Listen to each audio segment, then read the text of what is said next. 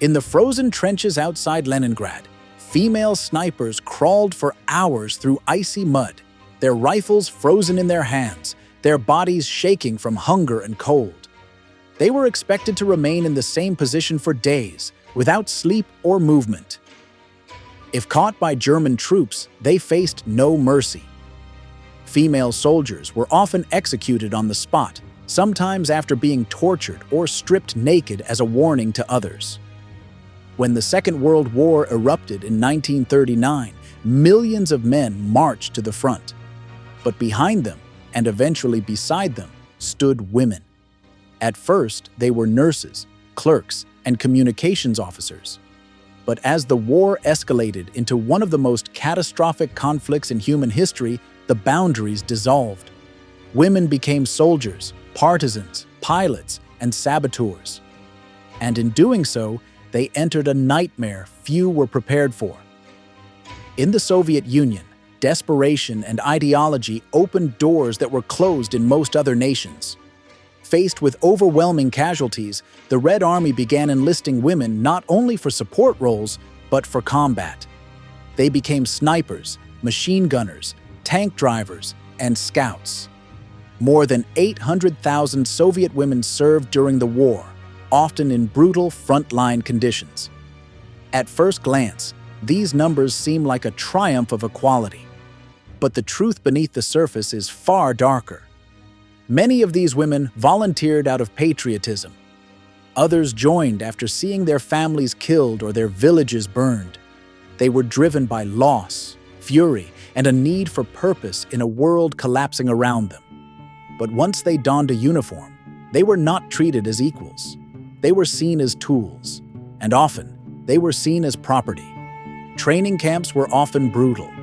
Rations were limited. Conditions were unsanitary. Female recruits were mocked by male officers, groped during inspections, or ordered to perform humiliating tasks to prove their worth.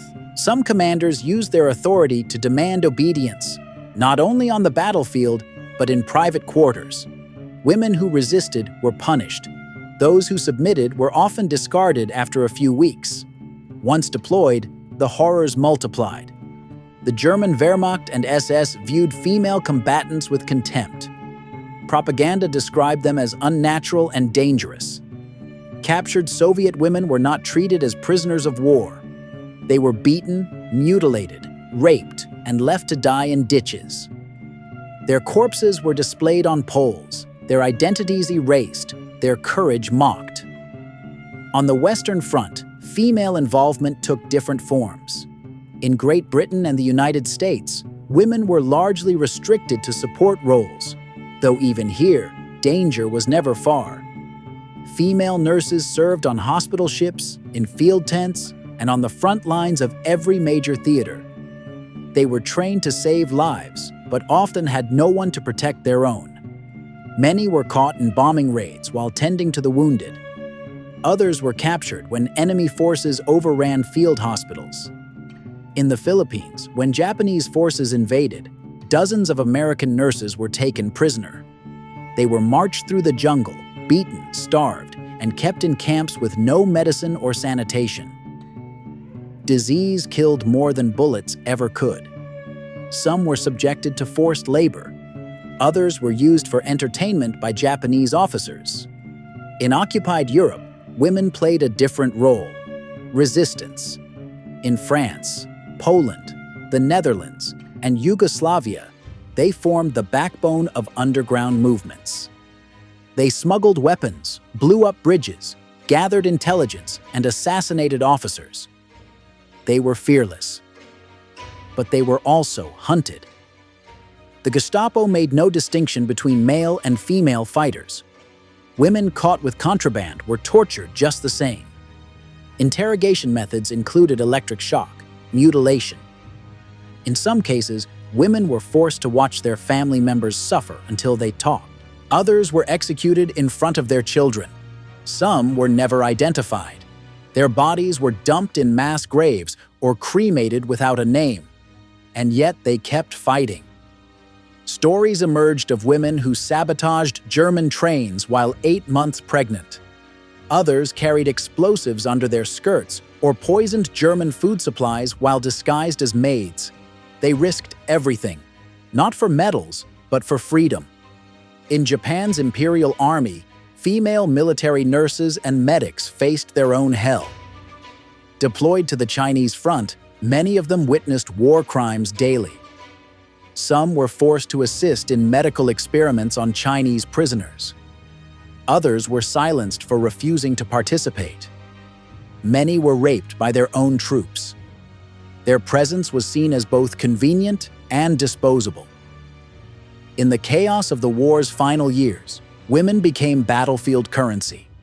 They were traded for information. They were used to lure enemies. They were punished for having the wrong accent, the wrong haircut, or simply being in the wrong place. And still, the myth of glory endured. Propaganda posters in every country showed smiling women in uniform, holding rifles or bandages, standing tall beside male soldiers. But behind those images were rooms filled with blood, camps filled with disease, barracks filled with screams. There was no glory in having your fingernails ripped out. These stories did not appear in textbooks. They were not celebrated in parades. For decades, the role of women in World War II was whitewashed into simplicity. They were brave, they were loyal, they were supportive, but they were also betrayed, abused, abandoned. And their suffering was not an accident of war. It was a consequence of a world that was not ready to accept that women could be both fighters and victims at the same time. As the war expanded into Africa, the Pacific, and Southeast Asia, new horrors would unfold, each more brutal than the last. In the shadow of Europe's war, another conflict burned across the Pacific, Africa, and vast stretches of Asia. It was here, in remote jungles, deserts, and coastlines, where some of the most unspeakable crimes against women in uniform were committed, often far from the headlines and away from history's pages. The Japanese invasion of Southeast Asia unleashed a wave of destruction that swallowed entire nations. British, Dutch, Australian, and American women, many of them serving as military nurses, aid workers, or clerks, found themselves trapped in collapsing colonies. As cities fell, Singapore, Batavia, Manila, thousands were captured by Japanese forces and herded into internment camps. But the word internment hides what really happened. In Sumatra, a group of over 30 Australian nurses were captured while trying to evacuate wounded soldiers. Marched for days through dense jungle with no food or shoes, many collapsed from exhaustion or infection. Those who could not continue were executed on the roadside. In one infamous case, the surviving nurses were lined up on a beach, ordered to walk into the sea, and shot one by one in the back. Their bodies floated to shore and were buried in the sand by locals. In German-occupied North Africa, Jewish women and female partisans joined Allied intelligence operations, passing messages and smuggling weapons across desert lines. They operated in silence, hidden under veils, using coded phrases sewn into rugs and baskets. But when caught, their suffering was public. Captured women were stripped in open markets to be made examples. Their hair was shaved. Their skin was branded with hot irons. Some were tied to camels and paraded through villages before execution. German and Italian officers often filmed these punishments for propaganda or personal trophies. African women also bore invisible scars. In Ethiopia and Libya, female medics working with resistance groups against Italian occupation were treated as spies if captured. They were not afforded any legal process. Some were tied to tanks and driven through villages. Others were buried up to their necks and left for wild animals. Survivors described being used as bait, dressed in uniforms and sent back to resistance groups under threat of death, unknowingly leading trackers to rebel hideouts. Even among allied nations, not all women were safe. Female soldiers in colonial regiments from India, the Caribbean, and Africa were rarely treated as equals. Despite serving as nurses, drivers, or technicians, they faced racial abuse from fellow soldiers and officers. In many units, they were denied basic supplies, forced to sleep in open fields while their white counterparts stayed in tents. Reports surfaced of female Indian medics being assaulted by fellow soldiers. Complaints were ignored or covered up. In some cases, women who fought for the British Empire returned home to find their service unrecognized, their benefits denied, and their traumas dismissed. One of the most harrowing accounts comes from the Indian National Army, a rebel force aligned with Japan that formed an all-female combat regiment known as the Rani of Jhansi Regiment. These women, trained to fight British colonial forces, were inspired by nationalism and fury. But their experience on the battlefield was short-lived. Many were captured, executed, or killed in crossfire. Those who survived the war faced public shame and political rejection from both sides of the conflict. In the Chinese theater, the role of women became even more tragic. As both the nationalists and communists fought against the Japanese invasion and against each other, female combatants were used as propaganda tools and expendable soldiers. Some were sent into suicide missions. Others were forced to marry commanding officers to cement political alliances. Their loyalties were constantly questioned. Many were purged or assassinated after battles under suspicion of betrayal. Captured female fighters were rarely imprisoned. They were raped and executed without delay. Entire squads disappeared without a trace. These stories did not reach the newspapers of London, Washington, or Moscow. The women were too far away, too foreign, too inconvenient. And so they vanished, erased not just by death, but by distance and disinterest. Their bodies were buried in shallow graves. Their names were left off rosters. Their medals were never awarded. They were heroes. They were victims. And they were forgotten. But the war would not forget them. Nor would the generations that followed, especially those who would dig through the silence, uncovering the names of the women who died fighting a war that did not know how to honor them.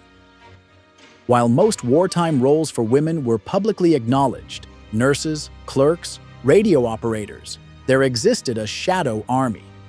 Women recruited for espionage, sabotage, and underground communication networks served behind enemy lines, often under false identities, fake passports, and the constant threat of exposure.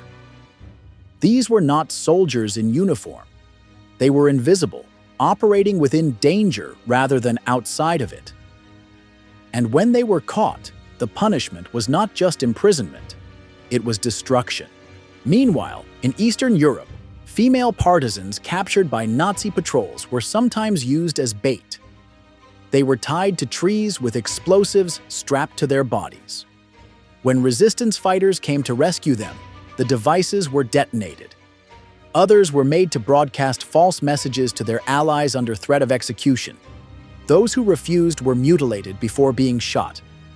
Inside prisoner of war camps, the suffering of captured women was often amplified by the absence of oversight. In Stalag camps, military prisons set up by the Wehrmacht, female prisoners were kept in segregated barracks with no medical care, no heating, and no sanitation. Toilets overflowed. Diseases spread through lice. Guards withheld food in exchange for compliance. Some women were kept in underground cells where they were left in total darkness for weeks. Rats chewed at their feet. Water was given once every 2 days. They were told to confess to crimes they never committed or to name fellow agents they never knew. Their voices were ignored. Their names were rarely recorded. One female courier in the Polish resistance was captured in 1944 during a German raid. She was taken to a makeshift camp and kept alive for 3 weeks.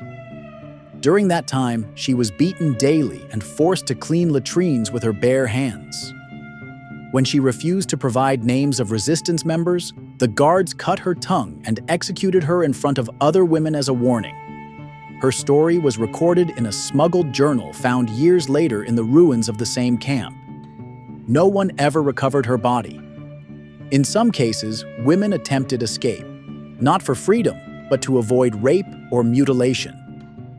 A number of female operatives jumped from prison windows, slit their wrists using hidden razors, or swallowed cyanide pills sewn into their clothing. For them, death was the final act of resistance. The trauma of captivity did not end with liberation. When the war was over, surviving women returned to homes that no longer existed. Some were accused of collaborating. Others were told to keep silent for the sake of national image. Few were believed. Fewer still were honored. In France, Britain, and Belgium, recognition for female operatives came slowly, if at all. Medals were handed out to men who had done less. Statues were built without names. Even the families of the deceased were often never told the truth. They received letters stating that their daughters had died in service, but the details were scrubbed clean. The real details of chains, needles, basements, and screams remained buried. But in private memoirs and forgotten testimonies, the truth persisted. These women were not footnotes. They were central to the war effort. They sent the messages that turned the tide. They hid the soldiers who changed the outcome. They fought alone, behind enemy lines, without backup, without uniforms, and often without hope. And when they fell in silence. When the Second World War ended in 1945, nations across the globe erupted in celebration. Soldiers returned home to parades, leaders delivered speeches, cities rose from rubble. But for thousands of women who had fought, suffered, and survived, the war did not end. It simply changed form. They had been snipers, saboteurs, radio operators, nurses, and spies. They had lived through captivity, marched through gunfire, and watched comrades die in their arms. They had bled for their countries, but when peace arrived, they were pushed aside, forgotten, or punished. In the Soviet Union, women who had served in combat were expected to return to domestic life without discussion of their experiences. The medals they received did little to protect them from ridicule. Male veterans often refused to marry them. Communities whispered behind their backs, accusing them of having loose morals or of sleeping their way through the front lines. Some were denied housing. Others lost their jobs. They were seen as tainted, not because of what they had done, but because of what had been done to them. Women who had been raped during wartime often faced shame, not sympathy. Even mentioning the abuse risked being labeled as dishonorable. So many said nothing. They buried the truth to survive peace. In the West, the response was more polite, but equally cruel. American and British women who had served in auxiliary corps or field hospitals were praised briefly in newspaper columns, then encouraged to return to the kitchen. Military discharge papers often listed them simply as support staff, regardless of how close they had come to the front lines. Their pay was lower, their pensions were limited, and their trauma was invisible. The governments that had depended on their labor offered little in return. There were no therapy programs for female veterans, no public recognition, no real acknowledgement of what they had endured. They were expected to resume life as if none of it had happened. But it had happened. Some tried to talk. They wrote letters to officials, asking for proper records, medical care, or at least acknowledgement.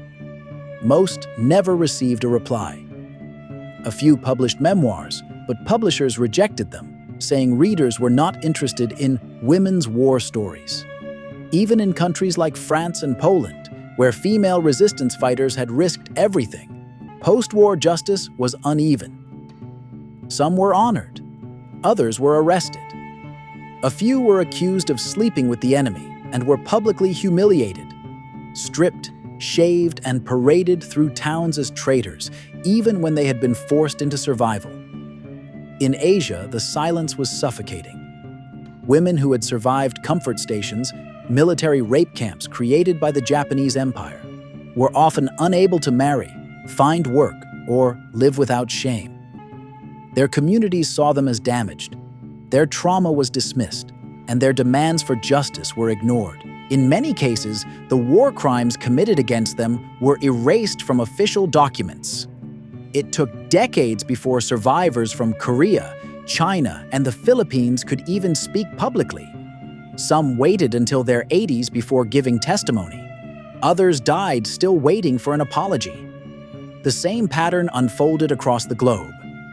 Female veterans returned to societies that glorified male heroism and minimized female sacrifice. Memorials were built to honor generals, not nurses. Statues were raised for soldiers, not spies. Museums displayed weapons and tanks, but not blood-soaked uniforms from women who served under fire. Schools did not teach their stories. Movies ignored their names. The war remembered the bombs and battles, but forgot the women who stitched wounds in darkness, who carried rifles across frozen rivers, who held the line when no one else could. The mental toll followed them for life. Many female veterans suffered nightmares, flashbacks, and depression. They had seen bodies torn apart. They had been forced to kill. They had been raped. But when they tried to explain this to doctors or families, they were told to move on. Some broke down. Others disappeared into quiet lives. A few took their own lives. Their obituaries rarely mentioned their service, but silence did not mean surrender. In the decades after the war, a few women began speaking out, not for glory, but for justice.